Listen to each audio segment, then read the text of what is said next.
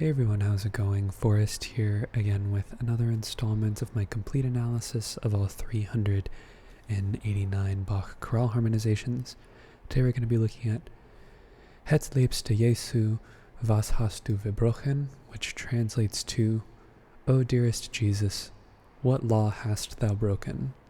This is from the St. John Passion, and it's a pretty straightforward chorale with an interesting chromatic bass line going on here at the end of the first system, which I'm excited to talk about. But all in all, fairly straightforward to analyze. No really tricky harmony. All the chords were pretty straightforward. So let's hop right into the analysis. So 2 flats in the key signature. We start on G minor. We end on G major. I reckon we are in the key of G minor. And of course we start off with that 1 chord, as most chorales do. And our first cadence is a half cadence in the key of G minor. So let's keep going. C, B flat, E flat, and G. That is a C minor 7 chord in root position, so 4-7. Kind of an interesting chord. We usually see 7 chords inverted, but it's not unprecedented. We have seen root position 7 chords in the past. We then have E, A, C, and E flat, A, C, and G. That is A half diminished, which would be our 2 chord, and it is in not first inversion but second inversion, which is kind of interesting because we know Bach loves his first inversion 2 chords, but here we have one in second inversion, passing 7th or neighboring 7th rather in the tenor, and then we have a half cadence on D major, which is our dominant. Okay, next the voices rotate and we get a C in the bass, which turns the quality of the chord to dominant 7, and it is in third inversion, so 5 going to 5-4-2. We then have B flat, G, D, and G. That is our tonic triad in first inversion, G minor over B flat. Passing tone in the alto. Notice we have some melodic minor stuff going on here. A, C, F sharp, and A. That's F sharp diminished over A, which is a 7-6 chord. G, D, G, and B flat. That's a root position tonic triad. G minor.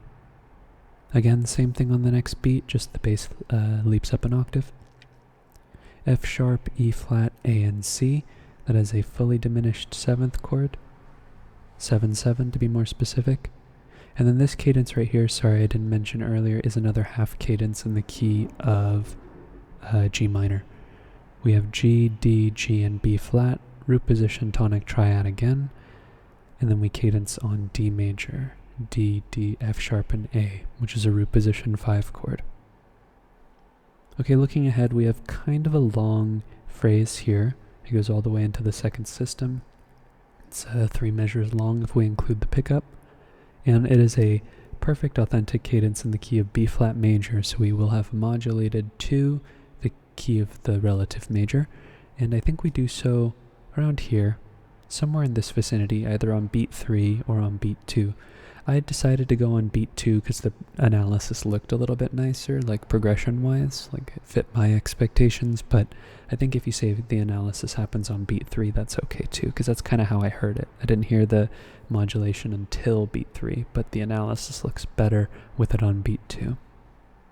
Okay, we have another D major chord. It's literally the exact same spelling, and that goes to G, D, G, and B flat, and the reason why we don't just immediately modulate is because this 5-1 here happens and it still sounds like we're in G minor. We then have C, E flat, A, and C. That is A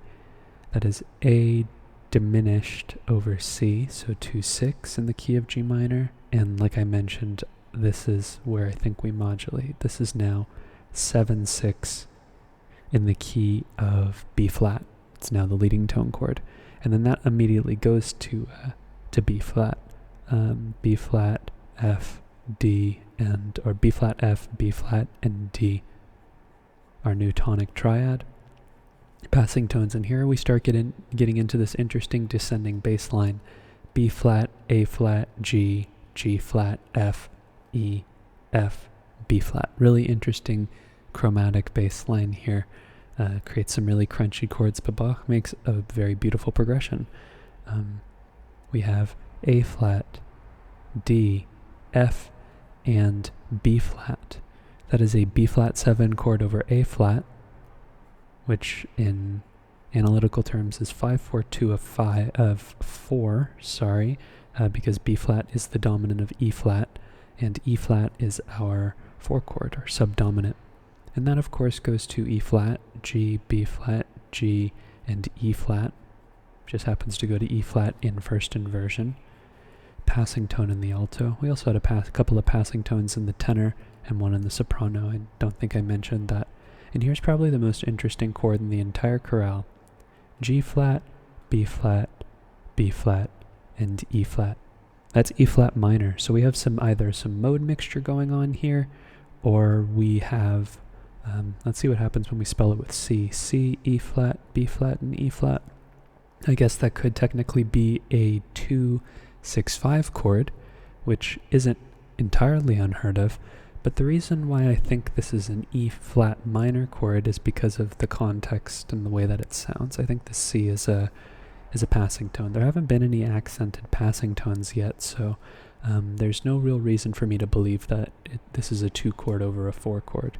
And with the G flat in the bass, I really do think Bach is trying to bring out the difference between these two. It's like we have pretty much the same chord happening both times here. And then the only difference really between the two is the fact that one has a G natural and then one has a G flat. And he avoids doubling the G flat, interestingly enough, with this motion in the alto. So I think this is going from 4 major to 4 minor. And it makes sense because 4 minor usually is a substitute for the dominant, kind of, sorta. At least I usually see it kind of seen in this context. 4 major, 4 minor, going to 1. But interestingly, we have F, D, B flat, and D. We have a second inversion 1 chord. And what a perfect place to have a second inversion triad than in a passing context that has a bunch of chromatic tones. It's really interesting.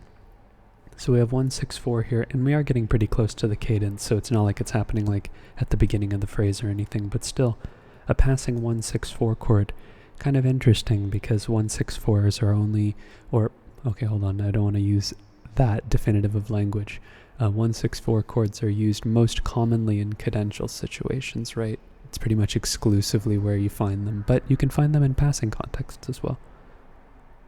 And then we have E, G, B flat, and D flat. That is an E fully diminished 7th. So it would be 7-7 of 5 because E is the leading tone to F, and F is our 5. And we have a passing tone in the soprano as well. Or, sorry, not a passing tone, an anticipation. A non-chord tone nonetheless. And then we have F, F, B flat, and C. And we know Bach is doing this, his suspension style here, where he suspends on the beat and then resolves after the fact, without a tie. It's not a syncopation, it's just like 2 chords. We have a sus4 chord and then the triad. And we have a delayed 7th here in the tenor. Bach loves to do that in the inner voices. And then we cadence on 1. Okay, great. So the next cadence we have is it's 3 more measures away, and we are in the key of B flat still. But this time, however, it is an imperfect authentic cadence. We don't have the tonic in the soprano, so this is definitely an imperfect authentic cadence. And I think also imperfect authentic cadences are also in part made the way they sound by the chords that precede it. You find that Bach can be much more colorful with the chords by inverting them, by using interesting predominant chords when he doesn't have the soprano and the tonic, the tonic and the soprano and the tonic. No, flip those around. Yeah, the tonic and the soprano. And you'll find that in perfect authentic cadences, it's pretty much always 5 or 5/7 going to 1. Everything is in root position for the most part. Alright, so here we have G, D, G, and B flat, passing 7th in the alto. That is a root position G minor triad, or a 6 chord. Then we have C, C, E flat, and A. That is A diminished over C, so that would be 7/6 in the key of B flat major, neighbor tone in the alto. Then here we have another chromatic line, C, C sharp, D. This C sharp is C sharp, B flat, E, and G. That is 7/7 of 3, because C sharp is the leading tone to D, and D is the mediant in the key of B flat major. So here we have D, A, D, and F. There's our D minor chord, or 3. Then we have D, F, A, and D, which is another 3 chord.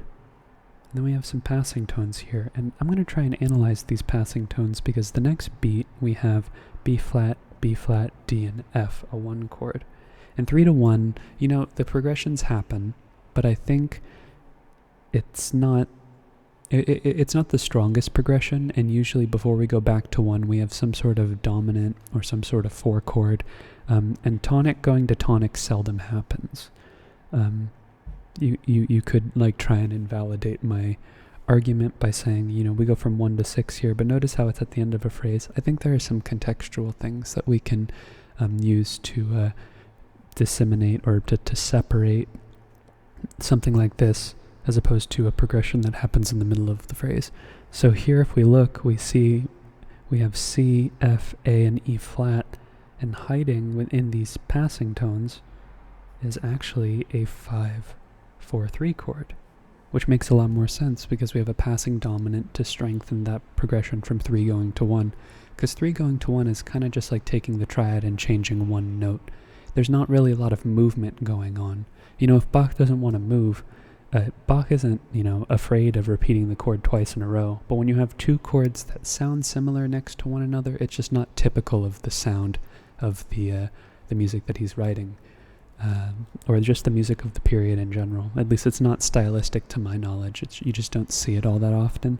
So I try to look for a dominant or some type of passing chord to make the progression more typical. Okay, then we have some passing tones. And then we have D, B flat, F, and F. That's just a first inversion B flat chord. And then on the next beat, we see this figure a lot in Bach's music where he goes step, step, step, skip back down, and that just ends up inverting the chord and then bringing it back to first inversion, or inverting the chord and then bringing it back to root position. We then have E flat, B flat, F, and G.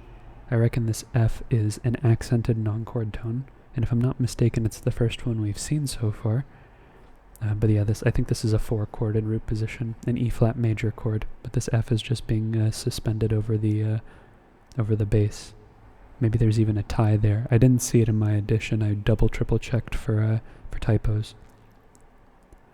And then here we have F, A, E flat, and F. Now this is probably the chord that I had the most ambiguity about. We could say that this is 5/7, which would make complete sense, right? 4 going to 5.